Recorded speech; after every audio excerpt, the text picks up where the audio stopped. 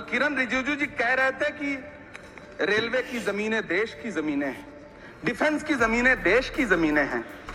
हाँ मंत्री जी हैं, बिल्कुल हैं। ये जो वक्फ की जमीनें हैं ये हमारे पुरखों ने धार्मिक कामों के लिए डोनेट किया है, तो हम भी तो इसी देश के नागरिक हैं, हम भी तो इसी देश के बेटे हैं, तो वक्फ की जमीनें भी तो इसी देश की जमीनें हैं। उनको पराया क्यों बोलते हैं आप? सभापति महोदय, अशफाकुल्लाह खान जब फैजाबाद की जेल में फांसी के फंदे पर झूल रहे थे तो इसी देश की जमीन के लिए झूल रहे थे ना। सभापति महोदय, अंडमान की जेल में काला पानी की सजा काटकर अपनी जान देने वाले मौलाना फजले हक खैराबादी हो या शेर खान अफरीदी हो, वो भी तो इसी जमीन के लिए अपनी जान दे रहे थे ना। सभापति महोदय, पाकिस्तान के खिलाफ लड़ते हुए अपनी जान देने वाले महावीर चक्र विजेता ब्रिगेडियर उस्मान हो या पाकिस्तान के पैटर्न टैंक उड़ाने वाला परमवीर चक्र विजेता वीर अब्दुल हमीद हो, वो भी तो इसी जमीन के लिए अपनी जान दे रहा था ना। और मंत्री जी, मैं इस सदन में अलग ऐलान ये कहता हूं कि जब भी इस देश की जमीन को लहू की जरूरत होगी, आपसे 2 कदम आगे इमरान खड़ा मिलेगा, ये मैं आपसे यकीन दिलाते हुए कह रहा हूं। श्री इमरान प्रतापगढ़ी जी। धन्यवाद सभापति महोदय। हम ही को कातिल कहेगी दुनिया, हमारा ही कत्लेआम होगा। हम ही कुएं खोदते फिरेंगे, हम ही पे पानी हराम होगा। सभापति महोदय, सन 1947 में दिल्ली की जामा मस्जिद की तारीखी सीढ़ियों पर खड़े होकर के भारत रत्न मौलाना अबुल कलाम आजाद साहब ने कहा था कि मुसलमानों कहां जा रहे हो, यह है तुम्हारा मुल्क, यहां तुम्हारे आबाओ अजदाद की कब्रें हैं। उस वक्त मौलाना आजाद की ये सदाएं सुन करके लोगों ने अपने सरों की गठरियां उतार करके रख दी थी। आज उसी दिल्ली में मौजूद देश की संसद में एक बिल आया है जो हमसे उसी जामा मस्जिद की सीढ़ियों के सबूत मांगेगा, जो उन्हीं सीढ़ियों के पास अपनी कब्र में सोए हुए मौलाना आजाद को फिर से कब्र से सदा देनी पड़ेगी कि ये जो कब्र है वो मेरी कब्र है, ये किसी सरकार की जागीर नहीं है। सभापति महोदय, मैं जहां खड़ा हूं इसी संसद भवन के सामने सड़क के उस पार अपनी कब्र में सोए हुए भारत के पूर्व राष्ट्रपति फखरुद्दीन अली अहमद की कब्र है। शायद अब उस कब्र से भी सदाएं आए कि ये कब्र मेरी कब्र है, ये सरकार की जागीर नहीं है। सभापति महोदय, मैं वक्फ कानूनों में किए जा रहे संविधान विरोधी बदलावों के खिलाफ बोलने के लिए खड़ा हुआ हूं। संविधान का आर्टिकल 14 हो, 29 हो, 30 हो, चीख चीख कर कहता है कि देश में सब बराबर के हकदार हैं। आर्टिकल 26 कहता है कि सबको अपने अपने मजहबी कामों के लिए मंदिर, मस्जिद, गिरजाघर, गुरुद्वारों का निर्माण करने का हक है और उसका रखरखाव का भी हक है। लेकिन डॉक्टर बाबा साहब अंबेडकर के संविधान को हर दिन कुचलने वाली ये सरकार देश के मुसलमानों से नफरत में इतनी अंधी हो गई है कि खुलेआम देश की संसद में देश सरकार के माइनॉरिटी मिनिस्टर साहब और होम मिनिस्टर साहब झूठ बोलते हैं और देश को गुमराह करते हैं, झूठ शब्द असत्य बोलते हैं। सरकार ने इस बिल का नाम उम्मीद रखा है। मंत्री जी, कल से इसे देश के मुसलमानों के लिए नई उम्मीद बता रहे हैं। नहीं मंत्री जी, न तो यह बिल मुसलमानों के लिए नई उम्मीद है और न ही उम्मीद की नई किरण। सभापति महोदय, भाजपा ने पूरे देश में वक्फ के नाम पर कई सारे झूठ फैलाए हैं। आइए आज उनकी सच्चाई पर बात करते हैं। वक्फ ट्रिब्यूनल को ऐसे बताया जाता है जैसे वक्फ ट्रिब्यूनल कोई मजहबी खाप पंचायत हो। सभापति महोदय, जबकि सच्चाई यह है कि वक्फ ट्रिब्यूनल भी तो सरकारी न्यायिक विभाग है जिसमें सरकार द्वारा नियुक्त जज होते हैं, जिसमें प्रशासनिक अधिकारी होते हैं, कहीं ऊपर से थोड़ी आ गए। सभापति महोदय, देश के गृह मंत्री जी ने इसी सदन में कहा कि वक्फ ट्रिब्यूनल के फैसले के खिलाफ कोई कोर्ट नहीं जा सकता, जबकि सच यह है कि वक्फ एक्ट 1995 की धारा 83(9) के तहत हाई कोर्ट वक्फ ट्रिब्यूनल के फैसले की न सिर्फ समीक्षा कर सकता है बल्कि उसे बदल भी सकता है। सच तो यह है कि वक्फ बोर्ड खुद अपनी जमीनों के लिए कई सारी कोर्ट में मुकदमे लड़ रहा है। सभापति महोदय, दिल्ली की जिन 123 संपत्तियों को लेकर कल माइनॉरिटी मिनिस्टर, होम मिनिस्टर साहब और अभी आदरणीय नेता सदन बात कर रहे थे, आइए उनकी सच्चाइयों पे भी बात करते हैं। 1911 में जब अंग्रेजी हुकूमत ने कोलकाता के बजाय दिल्ली को राजधानी बनाने का फैसला किया, तो रायसीना हिल्स के चारों तरफ जो मुसलमानों की ढेर सारी जमीनें थी उनको एक्वायर किया गया और लुटियन को इसकी तामीर की जिम्मेदारी सौंपी गई। सेंट्रल विस्टा की तरह लुटियन जोन का मेगा प्लान तैयार हुआ, लेकिन उस वक्त के मुसलमानों ने उस वक्त की अंग्रेजी हुकूमत से अपनी इबादत गाहों को बचाने के लिए लड़ाई लड़ी। मामला ब्रिटिश गवर्नमेंट तक पहुंचा। तब यह तय हुआ कि वो जो धार्मिक स्थल हैं उन्हें जस का तस रहने दिया जाएगा। इंडिया गेट के बगल वाली मस्जिद हो, जाप्तागंज, सुनहरी बाग मस्जिद हो, पार्लियामेंट रोड वाली मस्जिद हो, ऐसी 123 संपत्तियों के मैनेजमेंट के लिए 1913 में मुसलमान वक्फ वैलिडेशन एक्ट बना और उसके बाद एक नया शहर बसाया गया जिसे लुटियंस जोन का नाम दिया गया। फिर 1943-45 के बीच एक और समझौता हुआ आजादी से पहले, उसके तहत काफी सारी वक्फ जायदादों को सुन्नी मजलिस औकाफ बनाकर उसके अंडर किया गया ताकि उसकी देखरेख की जा सके। गृह मंत्री जी 2 दिन से सदन में जो बात कह रहे हैं वो दरअसल 123 संपत्तियां उसी सुन्नी मजलिस औकाफ के तहत आती है। सभापति महोदय, आजाद भारत आजाद हुआ। आजादी के बाद भारत में 1954 में वक्फ एक्ट लागू हुआ, जिसकी धारा 9 के तहत 1964 में केंद्रीय वक्फ काउंसिल का गठन हुआ। दिल्ली की वही 123 प्रॉपर्टीज को 1970 में सर्वे गजट करके गजट नोटिफाई किया गया। इसके निपटारे के लिए पूर्व प्रधानमंत्री इंदिरा जी के द्वारा 1974 में एक बर्नी कमेटी बनाई गई। बर्नी कमेटी ने 1976 में इन 123 संपत्तियों को दिल्ली वक्फ बोर्ड की संपत्ति होने की रिपोर्ट सौंपी। उस रिपोर्ट के आधार पर 1984 में कांग्रेस सरकार ने उन 123 प्रॉपर्टीज को दिल्ली वक्फ बोर्ड को सौंपने का फैसला किया, जिसके खिलाफ विश्व हिंदू परिषद कोर्ट गई। मामला 2011 तक पेंडिंग रहा। फिर 2011 में कोर्ट ने सरकार को आदेशित किया कि इसका निपटारा करो।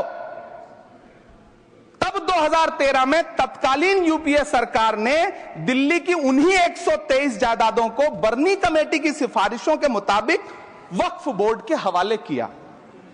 यही वो प्रॉपर्टीज हैं जिनके नाम से गृह मंत्री जी कल से कांग्रेस को कोस रहे हैं। फिर आई 2014 में भाजपा की सरकार, जो तब से इन जमीनों को हड़पने की साजिश कर रही है। जिस बिल को मुसलमानों के हुकूक की हिफाजत करने वाला बिल बताया जा रहा है, उसी को पेश करने के लिए और उस पर बात करने के लिए लोकसभा में भाजपा सरकार के पास एक भी मुस्लिम सांसद नहीं है। जिस वक्त, मैं लोकसभा कह रहा हूं, सुना करिए, जिस वक्फ बिल को मुस्लिम महिलाओं को हक दिलाने वाला बताया जा रहा है, उसे संसद में पेश करने वाली पार्टी के पास न तो राज्यसभा में, न लोकसभा में, न देश की किसी विधानसभा में एक भी मुस्लिम महिला सदस्य नहीं। कल किरण रिजिजू जी कह रहे थे कि रेलवे की जमीनें देश की जमीनें हैं, डिफेंस की जमीनें देश की जमीनें हैं। हां मंत्री जी, हैं, बिल्कुल हैं। ये जो वक्फ की जमीनें हैं, ये हमारे पुरखों ने धार्मिक कामों के लिए डोनेट किया है, तो हम भी तो इसी देश के नागरिक हैं, हम भी तो इसी देश के बेटे हैं, तो वक्फ की जमीनें भी तो इसी देश की जमीनें हैं। उनको पराया क्यों बोलते हैं आप? सभापति महोदय, अशफाकुल्लाह खान जब फैजाबाद की जेल में फांसी के फंदे पर झूल रहे थे, तो इसी देश की जमीन के लिए झूल रहे थे ना। सभापति महोदय, अंडमान की जेल में काला पानी की सजा काटकर अपनी जान देने वाले मौलाना फजले हक खैराबादी हो या शेर खान अफरीदी हो, वो भी तो इसी जमीन के लिए अपनी जान दे रहे थे ना। सभापति महोदय, पाकिस्तान के खिलाफ लड़ते हुए अपनी जान देने वाले महावीर चक्र विजेता ब्रिगेडियर उस्मान हो या पाकिस्तान के पैटर्न टैंक उड़ाने वाला परमवीर चक्र विजेता वीर अब्दुल हमीद हो, वो भी तो इसी जमीन के लिए अपनी जान दे रहा था ना। और मंत्री जी, मैं इस सदन में अलल ऐलान ये कहता हूं कि जब भी इस देश की जमीन को लहू की जरूरत होगी, आपसे 2 कदम आगे इमरान खड़ा मिलेगा, ये मैं आपसे यकीन दिलाते हुए कह रहा हूं। सभापति महोदय, मैं सरकार से कहना चाहता हूं, हमसे हमारी इबादत गाहें तो मत छीनिए ना। हमारे घरों पे बुलडोजर तो मत चलाइए ना, हमारी कब्रों में तो हमें सुकून से सोने दीजिए ना। सभापति महोदय, माइनॉरिटी मिनिस्ट्री का बजट कट करके, मुस्लिम बच्चों की स्कॉलरशिप बंद करके अब सरकार कह रही है कि हम वक्फ की आमदनी से गरीब मुसलमानों का भला करेंगे। गुजरात की बेटी बिल्किस के बलात्कारियों की रिहाई के बाद उन्हें माला पहनाने वाली लोगों के नेता ये कह रहे हैं कि यह बिल मुस्लिम महिलाओं को उनका हक दिलाएगा। धन्यवाद मोदी जी, क्या बढ़िया सौगातें मोदी दे रहे हैं आप। पहले हमें गुजराते मोदी दिया, आप सौगातें मोदी दे रहे हैं। लेकिन यह सरकार इतना याद रखे कि इसी ठसक के साथ देश की संसद में सीए का कानून भी लाया गया था और कहा गया था बड़े बड़े भाषण देकर के कि पड़ोसी देशों से हिंदू भाइयों को ला करके यहां नागरिकता दी जाएगी। लेकिन मैं आपके संज्ञान में लाता हूं सर कि पिछले इतने दिनों में इनसे नागरिकता लेने के लिए 2000 व्यक्ति भी नहीं आए, जबकि इसके उलट इन्हीं की सरकार में पिछले 10 साल में 15 लाख से ज्यादा भारतीयों ने भारत की नागरिकता छोड़ करके दूसरे देश में जाकर के बस गए। यह हुआ उस कानून का अंजाम। सभापति महोदय, इसी तरह की जिद के साथ किसानों के खिलाफ भी कानून लाए गए थे। जिस तरह आज वक्फ के फायदे गिनाए जा रहे हैं, उसी तरह से किसानों को भी कृषि कानूनों के फायदे गिनाए गए थे। लेकिन अंजाम क्या हुआ?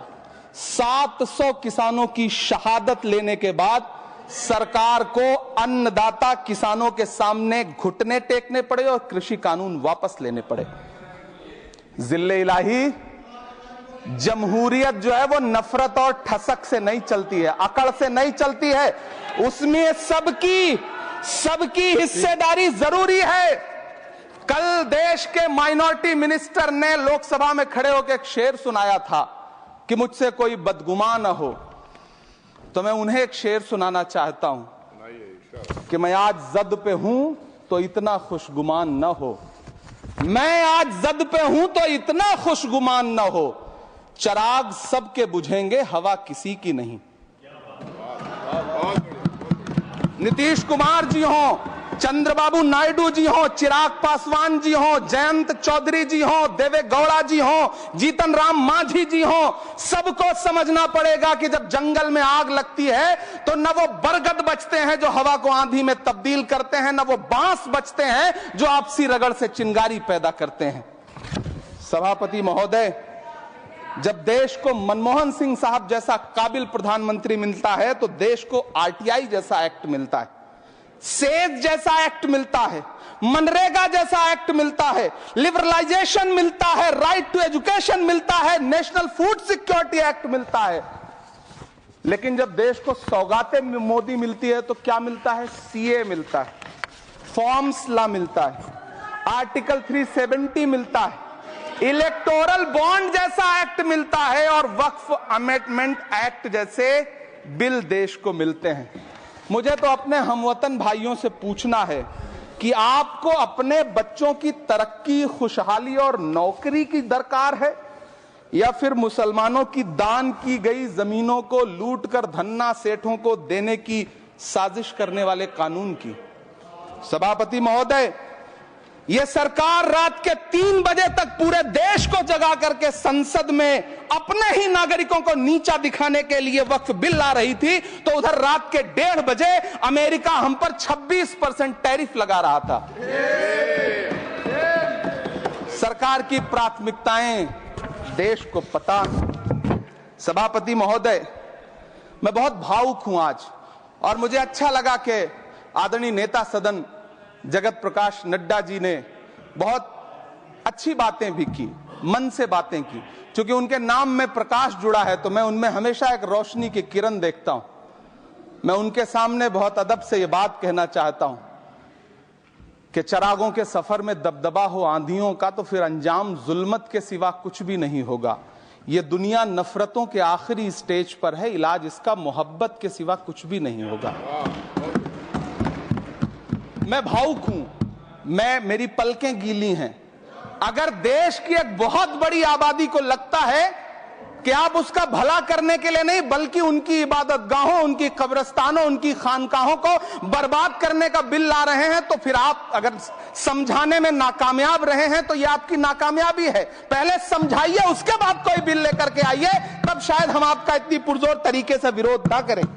लेकिन सभापति महोदय, मैं अंत में सिर्फ इतना कहना चाहता हूं कि इस बिल में जो भी पॉइंट्स दिए गए हैं, बॉम्सी पोर्टल देख लीजिए, सरकार का झूठ आपको पकड़ में आ जाएगा। हम डरे नहीं हैं, हम सिर्फ सरकार से अपील कर रहे हैं कि हमें अपना समझिए, हम आपके अपने हैं, इस देश के नागरिक हैं और आप ताकत में हैं। संख्या बल के आधार पर बिल हो सकता है आप पास करा ले, लेकिन आपको यह बात समझनी पड़ेगी कि हम तो वो तारीख हैं, जहनों में रहना है जिसे, कागजी पुर्जे नहीं जो फाड़ डाले जाएंगे। जिस जमीन पर मैं खड़ा हूं ये मेरी पहचान है। आप आंधी हैं तो क्या मुझको उड़ा ले जाएंगे? आपको यह बात समझनी पड़ेगी। आपको अगर इतना विपक्ष की तरफ से पहले जेपीसी में इतने सारे पॉइंट्स आए और उसके बाद कल से लोकसभा में और राज्यसभा में सुझाव आप सुनने को तैयार नहीं है, लोगों की शंका को दूर करने के बारे में आप बिल्कुल सोच नहीं रहे, बस आप कह रहे हैं यह बिल उम्मीद की नई किरण है। नहीं साहब, इसे भले किरण जी लेके आए हैं, लेकिन ये उम्मीद की नहीं बल्कि नाउम्मीदी की किरण है। और इस देश की एक बहुत बड़ी आबादी इस बात से खदशे में है, शक में है कि आप सीधे उनकी जमीनों को लूट करके धन्ना सेठों को बेचना चाहते हैं। मेरी अब भी आपसे अपील है कि इस बिल को वापस लीजिए। यह बिल कहीं से आपके अपने नागरिकों के लिए अच्छा नहीं है। यह बिल सिर्फ इस देश के मुसलमानों को नीचा दिखाने का और अपने एक ऐसे मतदाता वर्ग को खुश करने का बिल है जिनको इस बिल के पास हो जाने से कुछ मिलेगा भी नहीं। लेकिन आप एक नैरेटिव देना चाहते हैं, एक मैसेज देना चाहते हैं। मेरी आपसे अपील है कि कृपया ये जो सबका साथ सबका विकास का नारा है, इस नारे को रत्ती भर तो चरित्रार्थ कर दीजिए। बहुत बहुत धन्यवाद।